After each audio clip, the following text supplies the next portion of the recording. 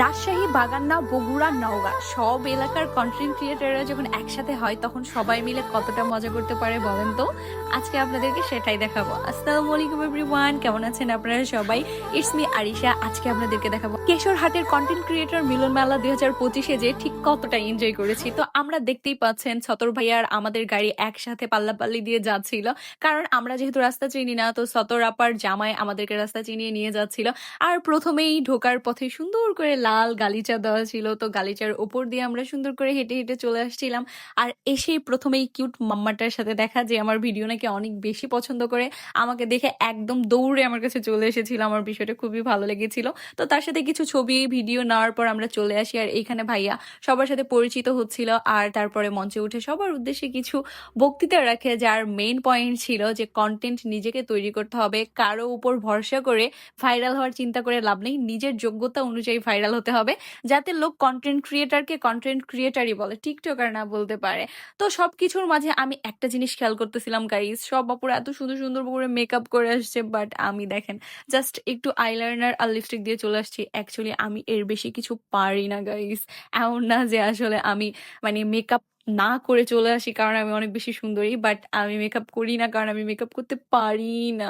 এখানে কিউট আপুটা এত সুন্দর করে সেজে এসেছিল, সব আপুরা অনেক সুন্দর করে সেজে আসছিল। আর এখানে আমার ভাই মহামরদ পুষ্পা, বিদ্যুৎ ভাই, সবাইকে সুন্দর করে ফুল দিয়ে বরণ করে নেওয়া হচ্ছিল।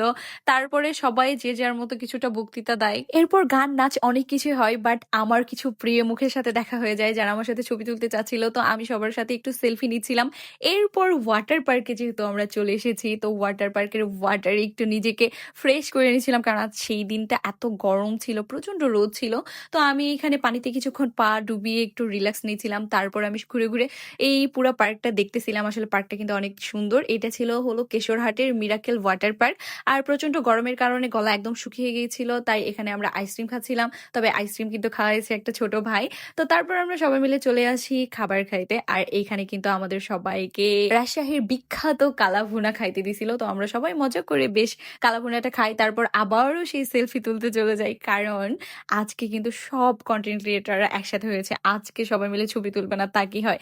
জাস্ট দেখেন চারিপাশের পরিস্থিতি, যে যার মতো যার যার পরিচিত ফেস বা পরিচিত মুখ, পছন্দের প্রিয় তারকা সবার সাথে ছবি তুলতেছে। আসলে এটা মেলা না বলে আর কোথায় যাবেন? দেখেন কতগুলা কন্টেন্ট ক্রিয়েটার একসাথে, এত এত লোক একসাথে আমি খুবই কম দেখেছি, যার কারণে ভীষণই এক্সাইটেড প্লাস নার্ভাস ছিলাম। বাট সব মিলিয়ে অনেক বেশি ভালো লেগেছে।